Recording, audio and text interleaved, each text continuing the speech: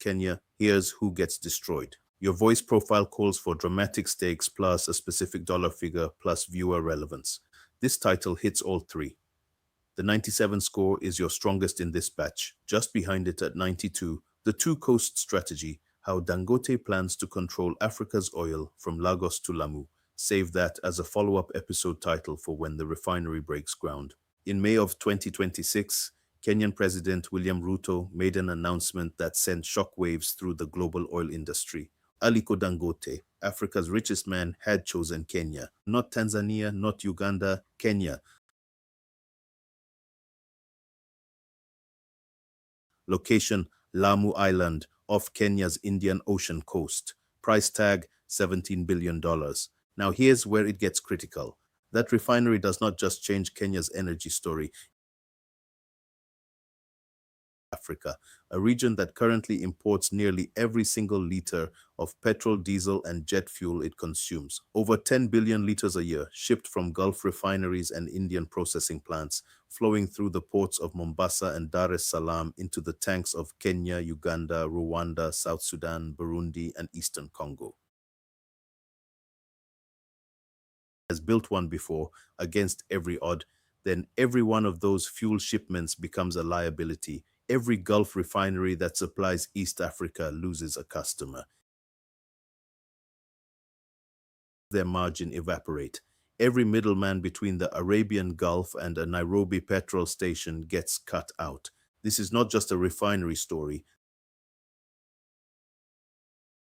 Control Africa's oil refining from Lagos on the Atlantic to Lamu on the Indian Ocean.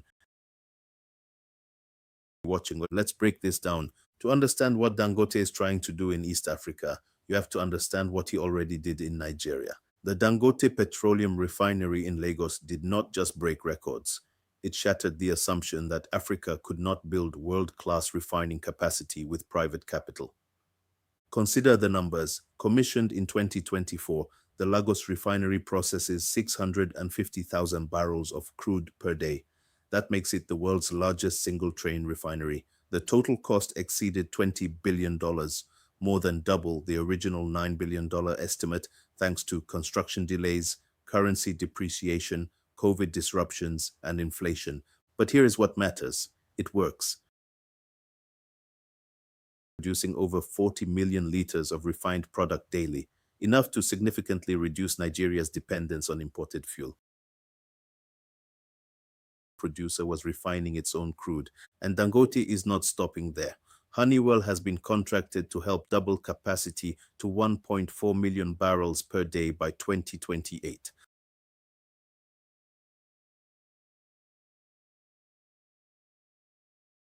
Taking that proven model and replicating it on the other side of the continent.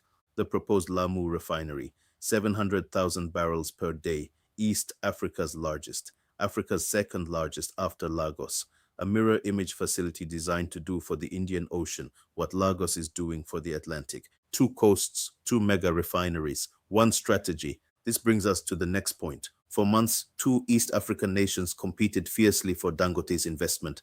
Tanzania offered Tanga, a port city with a powerful strategic argument. Kenya offered Lamu, an island with a different kind of logic. Tanzania's case was compelling.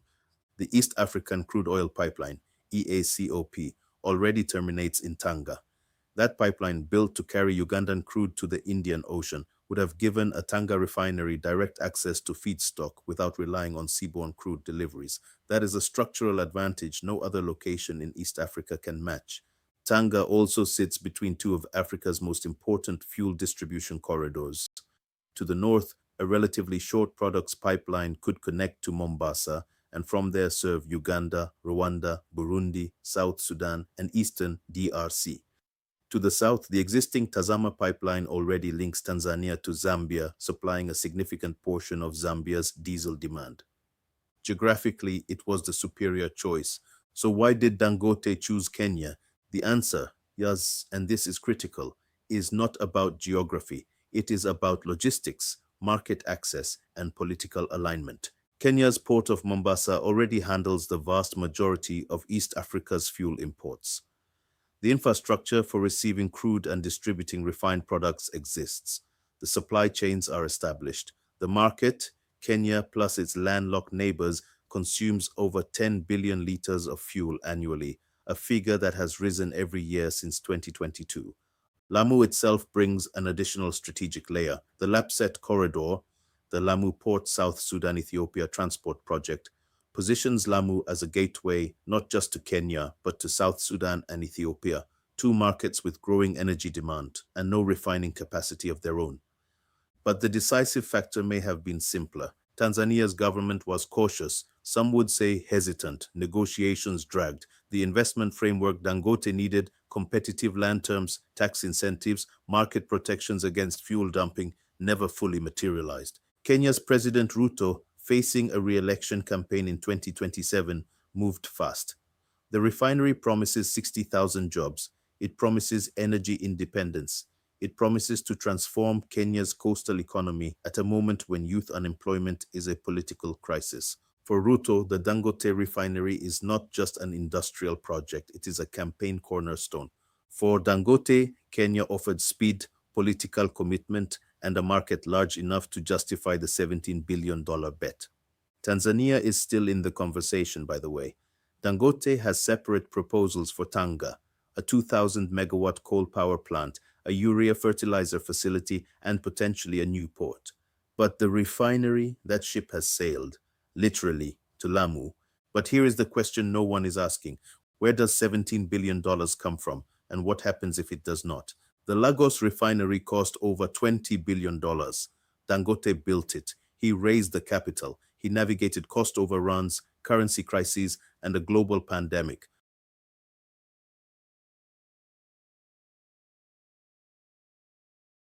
On a different coast with different political dynamics, that is not the same thing. Here is what we know about the financing plan. Dangote Industries intends to fund the Lamu refinery through three channels: internally generated cash flow from existing operations, bond issuances on international capital markets, and, critically, proceeds from a planned initial public offering of Dangote Petroleum Refinery shares. The IPO is significant.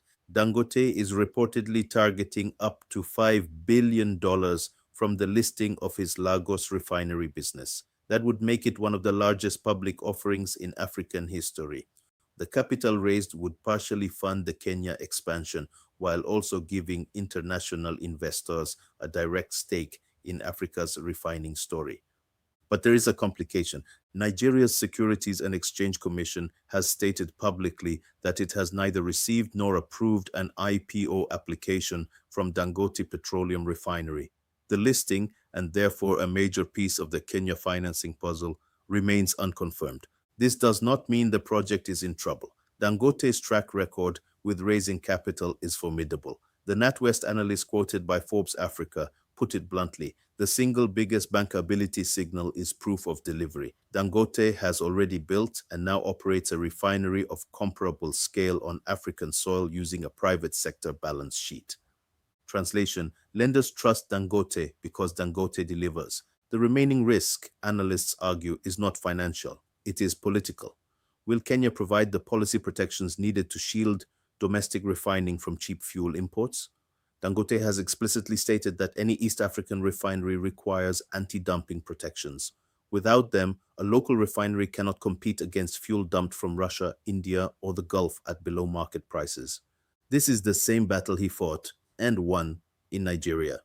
Whether he can win it in Kenya is an open question. And that brings us to the part of this story that will make some people very uncomfortable. Because when a $17 billion refinery enters a market, it does not just create winners, it creates casualties. And let's map this out coldly and factually. The Gulf refineries, losers.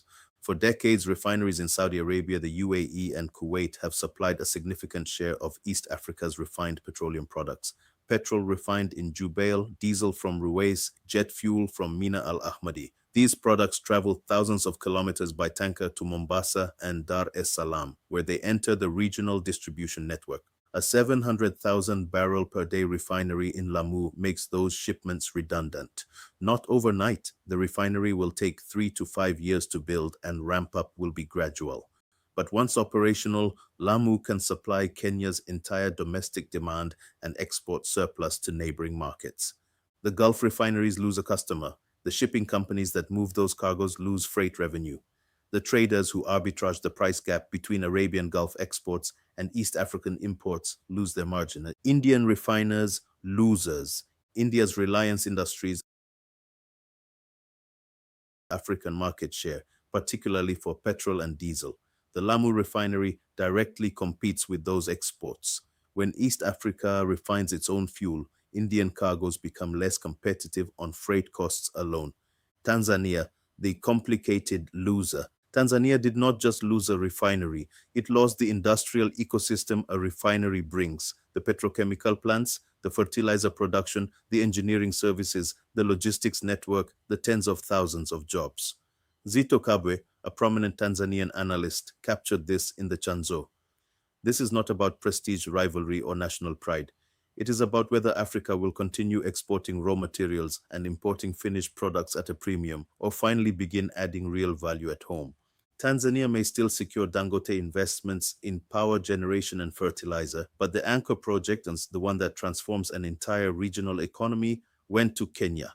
The fuel import middlemen, losers. This is the category nobody talks about openly. East Africa's fuel import business is lucrative. Them to Mombasa or Dar es Salaam and sell them at a markup through the regional distribution network. The margins are healthy. The business is established. The relationships with Gulf suppliers are decades old. A local refinery threatens every link in that chain. It replaces imported product with locally refined product. It shortens supply chains. It reduces or eliminates the import margin. In Nigeria, Dangote faced fierce resistance from fuel import cartels that had profited for years from the country's refining deficit. Expect the same in East Africa. The winners: Kenya, 60,000 jobs, energy security, industrial transformation of the coastal economy. Lamu becomes an energy hub. East African consumers, lower fuel prices, reduced exposure to global supply shocks, shorter and more reliable supply chains. When the Strait of Hormuz closes or Gulf tensions spike, Lamu keeps the pumps running. The EAC region, reduced foreign exchange pressure from fuel imports, strengthened intra-African trade under AFCFTA, and a model for private sector-led industrialization on both sides of the continent, positioned to supply every major African fuel market from either coast. A two-coast monopoly in the making. Now, if you are in the maritime industry, if you trade oil, if you ship fuel, if you charter tankers, this story is not academic. The customers are moving. Understanding who wins and who loses from this refinery is the difference between positioning for the future and being blindsided by it. Drop your thoughts in the comments, especially if you are in the industry. I want to hear from people who actually move these cargoes. Let's pull back for a moment. This is bigger than one refinery, bigger than Dangote, bigger even than Kenya versus Tanzania. For decades, Africa has lived a paradox. The continent produces roughly 8 million barrels of crude oil per day, about 8% of global output, yet it imports the vast majority of its refined petroleum products. Nigeria, Africa's largest oil producer, was importing over 80% of its fuel until the Dangote refinery came online. Kenya, with no domestic crude production, imports virtually 100%. The reason is simple. Africa has almost no refining capacity. The refineries that do exist are old, inefficient, and operating well below capacity, so African crude is exported, refined elsewhere, imported back at a premium. This is what economists call value destruction. You sell the raw material cheap, you buy the finished product expensive. The difference is captured by someone else, usually a refiner in Rotterdam, Jamnagar, or Jubail. Dangote's two-coast strategy, Lagos on the Atlantic, Lamu on the Indian Ocean, is an attempt to break that cycle. Not just for Nigeria, not just for Kenya, for the continent. As Oge Onubogu of the Center for Strategic and International Studies told Deutsche Welle, it's wonderful to see African-led investment happening on the continent, and one that is forward-looking. The key phrase there is African-led. This is not a Chinese state enterprise, not a Western oil major.